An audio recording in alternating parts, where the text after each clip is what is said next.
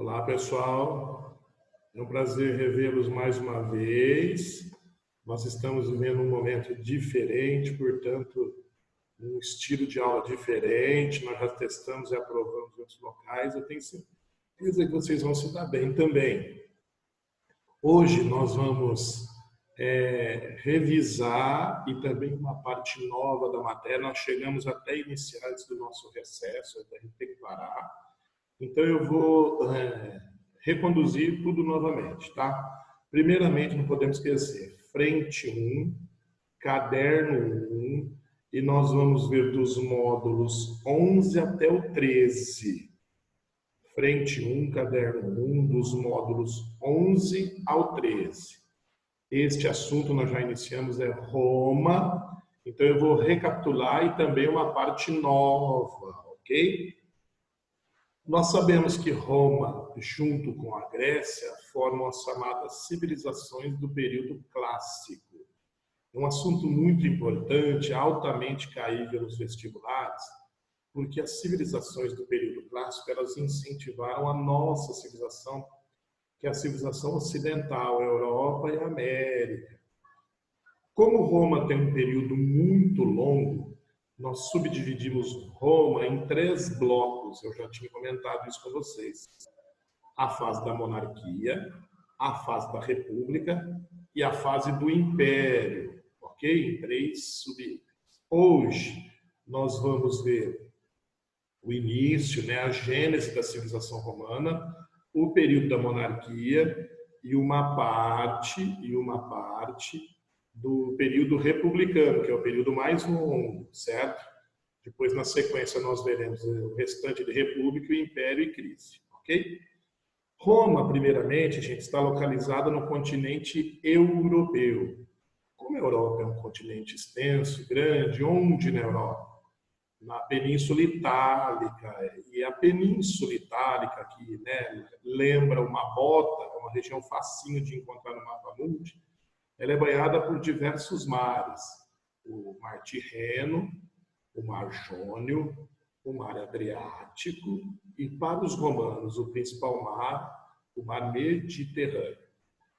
Semelhante ao caso grego, nunca existiu uma população romana original. A população romana surgiu de uma miscigenação de diversos povos. Então, vários povos vão se juntar, vão se fundir, e dessa fusão vai surgir o elemento romano. Um destaque entre os diversos povos é o povo latino. O povo latino foi o povo que mais contribuiu culturalmente para o surgimento do elemento romano. Então, lembre-se que a palavra-chave é miscigenação, mistura de povos. Quanto à cidade de Roma, nós temos 2 origens que nós temos que trabalhar. Mas a cidade, exatamente, 2 origens para a cidade de Roma. Primeiro, uma origem lendária, uma lenda, um mito. A cidade de Roma foi fundada por 2 irmãos, os irmãos Rômulo e Remo. Certo? Os 2 irmãos foram abandonados em um rio, foram salvos por uma loba que os criou, os amamentou, e quando adultos, fundaram a cidade de Roma. Numa briga pelo poder, os irmãos vão lutar entre si. O Rômulo mata o Remo, então, lendariamente, Rômulo foi o primeiro rei de Roma. Mas o trechinho que nos interessa é o trechinho histórico, historicamente, cientificamente.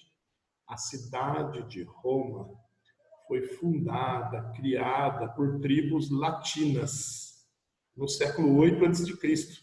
Então, tribos do povo latino fundaram a cidade. E com isso nós vamos entrar na primeira etapa de Roma, que é a etapa da monarquia. O período da monarquia romana, ele vai do século 8 ao século 6 a.C., certo? Nesse período, na fase da monarquia, Roma teve 7 reis. 7 reis. Só que, apesar da existência da figura do rei, ele tinha pouquíssimos poderes. Quem tinha o poder político para valer no duro mesmo, era o Conselho de Anciãos. Quem possuía o poder político de verdade era o Conselho de Anciãos. Nós sabemos que são os mais velhos. Este Conselho de Anciãos em Roma tinha um nome, ele chamava-se Senado. Senado. Então, o Senado é o Conselho de Anciãos. Quem pertence ao Senado, o senador. E nós temos uma organização social, aquela piramidezinha que a gente sempre faz, que ela vai ser utilizada em toda a história romana, certo? 4 classes sociais. 4 classes sociais. Primeiramente, nós temos os patrícios, que têm todo o poder político, são os grandes proprietários de terras. Depois, os clientes, pequenos proprietários de terras. Os plebeus, a plebe, que é a maioria esmagadora da população, e eram formados por camponeses, artesãos, comerciantes, soldados, o povão. E, por último, os escravos. Certo? Escravo não tem, né, muito o que comentar. Prisioneiros de guerra ou por dívidas. Lembre-se que não havia mobilidade social, sem mobilidade, que determina a posição ao nascimento. Já no período republicano,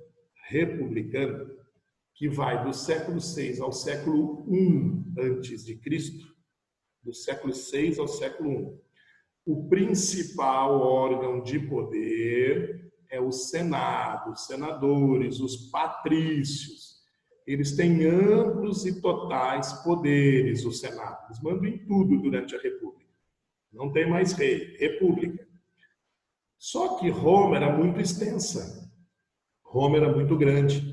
Então, para ajudar, auxiliar o Senado na administração, foram criados diversos cargos, diversas funções, cargos, que foram chamados de magistraturas.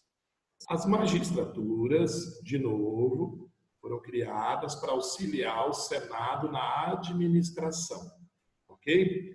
E eram compostas por diversos cargos, a saber, os cargos. Primeiro, eu tinha o consulado, o cargo da magistratura do consulado, que era subdividido em 2 blocos. Nós tínhamos um cônsul civil, que era responsável pela administração pública, e um cônsul militar, que comandava o exército. Depois, um outro cargo era os chamados pretores. Os pretores eram encarregados da aplicação da justiça.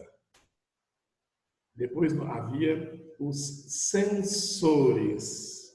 Os censores eram responsáveis pela contagem da população. Tanto que é daí que vem a palavra censo. Depois nós tínhamos os questores. Os questores eram encarregados das finanças, da cobrança dos impostos. Também havia o cargo de edil. Os edis, eles fiscalizavam as obras públicas e os valores das mercadorias. Fiscalizavam as obras públicas e os valores das mercadorias. E por último, mas não menos importante, nós tínhamos o tribuno da plebe. O cargo do tribuno da plebe era super disputado. Por quê? Porque o tribuno da plebe era o representante dos plebeus no Senado. Representava os plebeus no Senado. E ele tinha um poder muito especial, chamado poder de veto. Poder de veto. Com esse poder, ele poderia cancelar, anular qualquer lei do Senado romano que fosse contra a plebe. Então, se uma lei fosse considerada contrária aos interesses da plebe, ela poderia ser vetada, poder de veto, por isso é importante. A plebe romana, os plebeus, a plebe, que era a maioria da população, ela tinha todas as atividades sob seus ombros. Ela era que trabalhava na agricultura, comércio, na criação de animais. Mas a plebe, apesar de fazer tudo, ela não tinha direito nenhum. Faço tudo, mas não tenho privilégio nenhum. Vivia numa miséria completa, fome, num abandono, uma situação de abandono. O que é isso? Você está na pior, ninguém está nem aí, dane-se. Por isso, por essa situação precária, os plebeus vão se revoltar. vai acontecer uma revolta da plebe. Só que essa revolta foi diferente. Ela não foi uma revolta de quebra-quebra, destruição, mortes. Os plebeus vão abandonar a cidade de Roma, eles vão se recusar a trabalhar.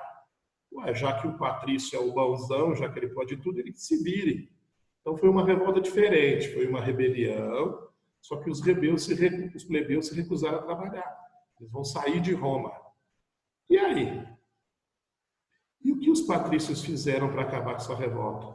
Eles não ficaram felizes, não. Os patrícios ficaram muito nervosos, contrariados, mas para acabar com a revolta, os patrícios tiveram que conceder alguns benefícios para os plebeus, darem alguma coisa para os plebeus.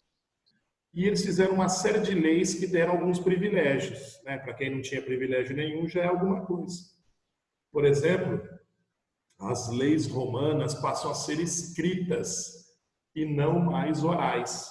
As leis passam a ser escritas e não mais orais. É a chamada lei das 12 tábuas. Uma outra muito importante também foi a lei Licínia. A lei Licínia proibiu a escravidão por dívidas. Proibiu a escravidão por dívidas. Então, em Roma, não havia mais escravidão por dívidas. Então, todas essas leis acabaram beneficiando os plebeus e muitas outras, que vocês vão ler no livro e grifar. Mas a alegria da plebe durou pouco. No mesmo instante que essas leis estão acontecendo, vão ocorrer as guerras púnicas. Vão ter início as guerras púnicas. Por que eu estou frisando? Eu considero esse assunto um dos mais importantes de Roma, então deve merecer uma atenção especial. Primeiro, guerras no plural, porque foram 3 guerras. Quase 100 anos de guerra. Tá, entre quem for? As guerras púnicas foram entre Roma, a cidade de Roma, contra a cidade de Cartago. Roma contra Cartago, que é uma cidade no norte da África. Eram as 2 potências do período.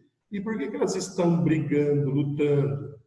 O motivo da briga foram as disputas pelas rotas comerciais do mar Mediterrâneo. As 2 cidades estavam lutando para ver qual delas iria controlar as rotas do Mediterrâneo. Depois de quase 100 anos de luta, uma luta terrível, os romanos venceram a cidade de Cartago. Roma ganhou, venceu as guerras púnicas. Tanto que os romanos passam a dominar o Mediterrâneo, controlar o Mediterrâneo. E eles passam a chamar o Mediterrâneo, olha que interessante, de Mare Nostrum. Mare Nostrum, nosso mar em latim. E as guerras púnicas vão provocar grandes transformações. Mas esse é o assunto para a nossa próxima aula, tá? Porque é um tema extenso. Então, valeu, pessoal. Estudem até o módulo 13, para nós continuarmos depois, que é Roma ainda na sequência. Valeu, até mais.